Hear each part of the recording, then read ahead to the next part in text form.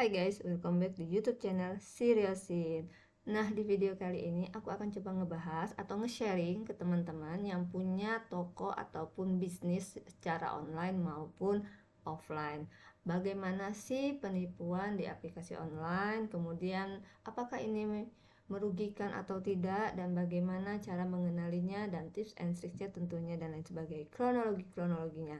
Tapi sebelum aku membahas video ini lebih jauh, aku akan memperkenalkan dengan kalian yang namanya Komunitas Pasien Cuci Darah Indonesia. Jadi, sebelum kita sakit, ada baiknya kita melakukan pencegahan ini dulu untuk mengenal apa itu cuci darah, apa itu penyakit yang mengandung ataupun yang menyebabkan kita harus menjadi pasien cuci darah. Untuk lebih kenalnya, silakan di follow Instagram KPCDI Palembang, Komunitas Pasien Cuci Darah Indonesia, dan jangan lupa follow juga Instagram Seriosin Bimbel untuk updatean materi-materi ataupun pembahasan-pembahasan di akun YouTube ini. Oke, gak usah lama-lama lagi, kita coba ngebahas. Yang pertama itu adalah penipuan di aplikasi online. Gimana caranya? Jadi teman-teman, aku mau sharing dulu nih. Karena aku adalah owner ataupun sekaligus penjalan bisnis, aku punya toko online dan aku juga punya toko offline. Dimana kalau misalnya aku punya toko online itu aku bisa langsung jual dari rumah, jadi berdasarkan pre-order. Jadi kalau misalnya teman-teman mau beli produknya aku, itu biasanya pre-order karena tidak ready. Dan juga aku punya toko offline dimana aku sewa tempat di Mall Palembang, namanya Palembang Square kemarin, yang saat ini juga masih ada di sana. Kalau misalnya teman-teman nontonnya mungkin next time, kalau tidak ada berarti aku sudah nggak jualan lagi di situ. Tapi untuk saat ini aku masih jualan di Palembang Square lantai 3. Kemudian untuk media promosi aku juga melakukan promosi via online, via TikTok, kemudian Instagram, kemudian aku juga menggunakan marketplace Facebook ya. Jadi aku mau coba sharing kasus yang pernah aku alami atau pengalaman aku selama aku buka toko. Jadi aku punya toko offline nih, dimana konsumen ini mau beli produknya aku dari via marketplace Facebook. Oke, jadi aku punya dua kasus. Yang pertama itu via marketplace Facebook, yang kedua itu adalah via driver online. Yang aku bahas yang pertama dulu via marketplace Facebook. Jadi di sini mungkin teman-teman bisa lihat chatan aku yang aku potong ya, yang memang tidak full bener. Jadi kemarin itu sekitar acara mau deket-deket Natal ya. Jadi dia ini coba pesan parcel kue, dimana dia coba untuk meyakinkan aku bahwasannya dia mau beli paketannya, kemudian minta tolong untuk harganya dinaikkan. Kalau misalnya kalian belanjanya ke aku sih, kalau aku nggak ada masalah ya. Kalau misalnya mau minta notanya dinaikkan atau seperti apa, silakan teman-teman mau menaikkan harganya, karena resellerku juga gitu. Jadi harganya dariku berapa, kemudian mereka jualnya lagi berapa, tapi aku tidak berdasarkan nota. Jadi lepas gitu loh. Jadi barang aku readykan kemudian aku lepas, jadi tidak menggunakan nota. Nah, orang ini mau minta dibuatkan nota dengan harga boxnya itu 220. Nah, aslinya itu aku jual, kalau versinya tokonya aku, si Roysin itu menjual per toples. Jadi toplesnya itu ukuran berapa dan itulah harganya. Jadi kalau misalnya kayak ukuran toples 600 ml itu kan 30.000. Kalau misalnya 3 berarti 90.000. Nah, dia minta goodie bag yang untuk mendukung event itu. Waktu itu event itu adalah Natal, jadi ada goodie bag yang untuk tema Natal ditambah 15.000. Jadi sebenarnya itu adalah harganya 105.000. Tapi orang ini minta naikkan harganya itu jadi 220.000. Oke, nggak ada masalah, silakan. Maksud aku kalau misalnya kamu mau bohong atau mau apa ya silakan kamu, yang penting dari aku segitu dan kamu harus bayar gitu ya. Nah, terus dia bilang dia minta nota nih. Aku bilang aku nggak punya nota. Jadi dia bilang pakai kertas biasa aja nggak apa-apa. Nggak ada. Kenapa Kak? Aku bilang nggak ada karena ya emang dari awalnya aku nggak ada nota gitu loh. Jadi kalau misalnya kamu mau markup up ataupun menaikkan harga seperti itu ya silakan kamu berjuangkanlah itu sendiri gitu loh ya.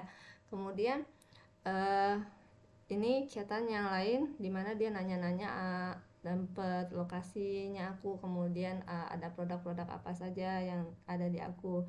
Nah di sini setelah dari chatan ini dia coba kasih aku informasi bahwasannya dia sudah mentransfer sejumlah uang dimana dia minta produknya itu dikirimkan. Nah yang ini untuk bukti transfer dan semacamnya itu tidak aku screenshot dan aku tidak menyimpan juga. Jadi intinya pada saat dia sudah bilang dia minta di markup harganya, dia sudah melakukan transfer, kemudian dia mau kirim ojek online ke rumah untuk ngambil produk ini.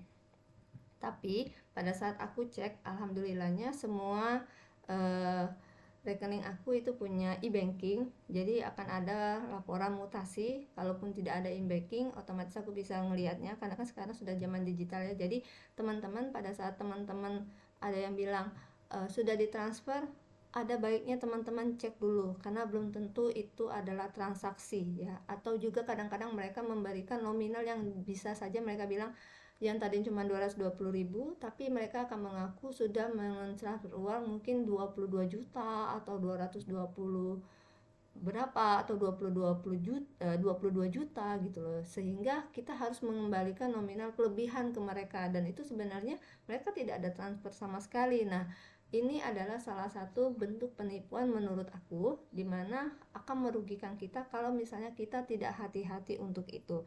Nah yang nekatnya lagi adalah pada saat dia bilang sudah transfer dan dia akan mengirimkan ojek online ke rumah untuk ngambil produk tersebut, kemudian dan mengambil kelebihan uangnya karena kan dia sudah transfer dia 220.000 nih ya, sedangkan angka yang aku itu kan 110, berarti kan 110 lebihnya gitu kan.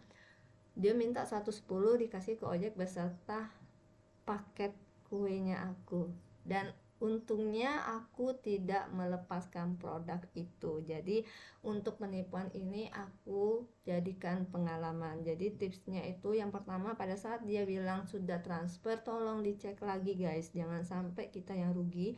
Yang kedua, jangan langsung percaya bahwasannya ini adalah konsumennya kita. Kita juga harus hati-hati, apalagi kalau misalnya memang lagi traffic tinggi, dimana pesanan kita lagi tinggi-tingginya. Kenapa? Karena kan kue, kalau kayak aku, kue itu sangat dibutuhkan banget pada saat event-event kayak Natal, Lebaran. Jadi memang bener-bener kita itu lagi sibuk-sibuknya nge-packing, jualan, packing, jualan, buat kue ya kan. Jadi kadang-kadang kita tuh oh ya aja, ya aja, ya aja gitu kan. Jadi harus hati-hati juga ya. Yang kedua itu adalah via driver online. Nah yang ini yang agak gimana ya. Kalau ini terjadi di toko offline-nya aku. Jadi dia menghubungin aku dimana dia mau pesan kue di chat WhatsApp-nya aku. Terus dia tanya ada kue apa aja, aku jelasin juga itu harganya berapa dan dia mau ngambil berapa, dan dia juga minta dinaikkan harganya. Kalau untuk aku tidak ada masalah, silakan aku kasih tahu posisinya aku karena dia minta barangnya ready. Kalau barangnya ready itu bisa langsung ke toko offline-nya aku ya. Untuk satu kejadiannya ada di Palembang Square. Oke, jadi toko offline-nya aku ada di sana kemarin itu. Kemudian dia sudah pesan dan aku menyiapkan produknya itu di sana, dan kebetulan pada saat itu yang jaga itu selain pegawainya aku juga jaga di sana. Jadi dia langsung ke aku gitu loh. Jadi seperti teman-teman lihat di chatnya, dia sudah pesen ojeknya yang bakal ngambil produknya aku.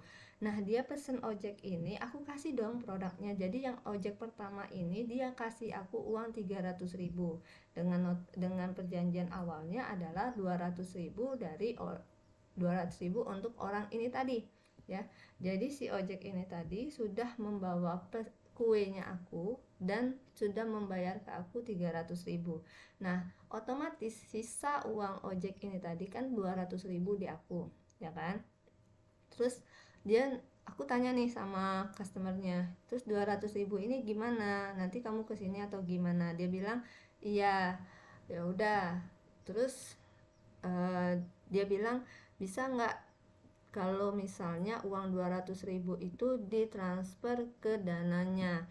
Aku sudah curiga sebenarnya guys, kenapa? Karena dia itu kayak mudah banget seperti itu ya, langsung datangkan ojek. Memang sebenarnya kalau memang kalau orang mau belanja memang semudah ini, tapi tidak tahu kenapa waktu itu aku curiga. Kenapa curiganya? Karena dia markup up harga gitu loh, dan itu uang dari ojeknya. Jadi aku kemarin ngefeelingnya gimana kalau misalnya dia ini adalah orderan fiktif.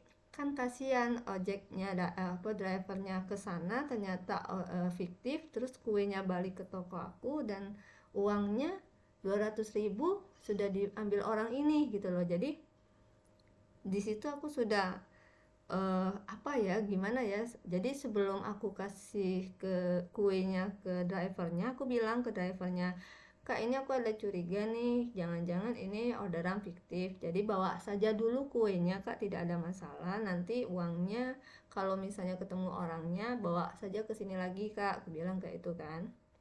Karena aku yakin kayaknya ini nggak beres.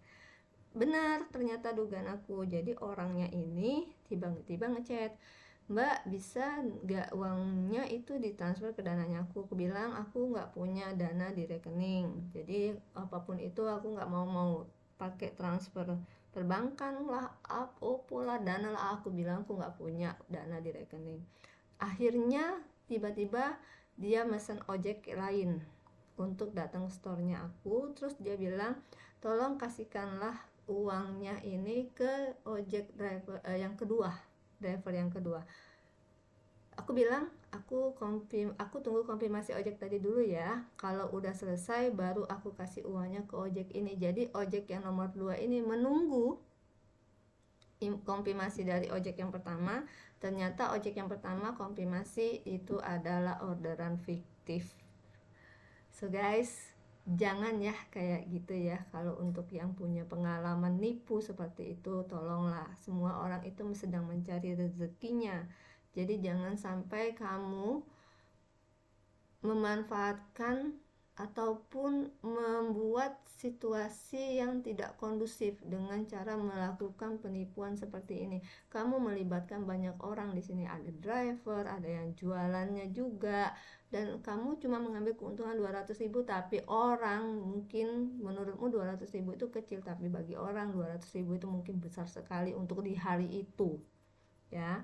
Jadi pesan aku untuk yang suka melakukan penipuan itu, tobat ya, jangan sampai gara-gara duit segitu lu masuk neraka. Oke.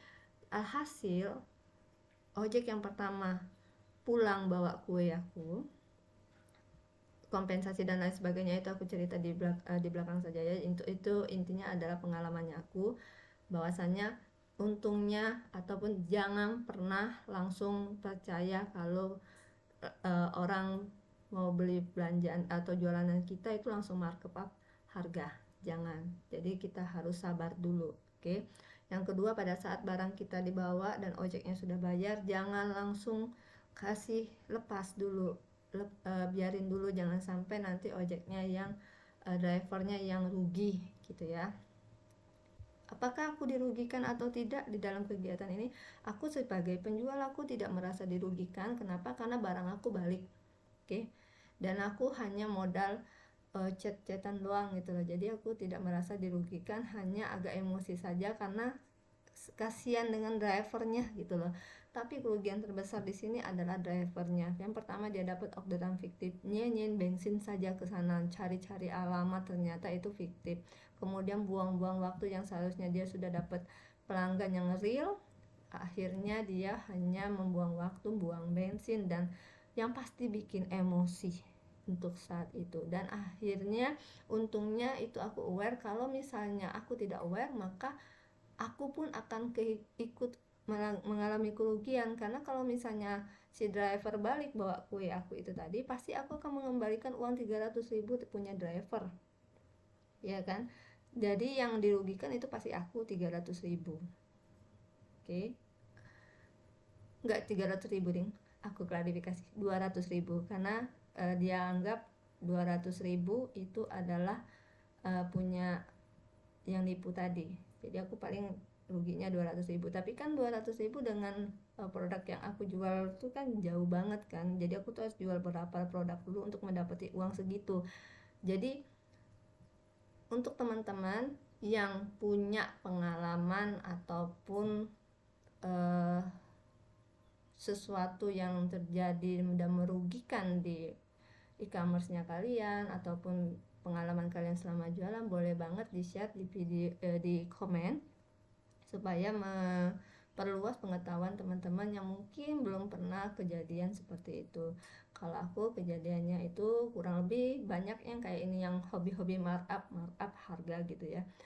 So guys, terima kasih yang sudah menonton. Jangan lupa bantu channel YouTube ini dengan cara subscribe, share, like, and comment ya.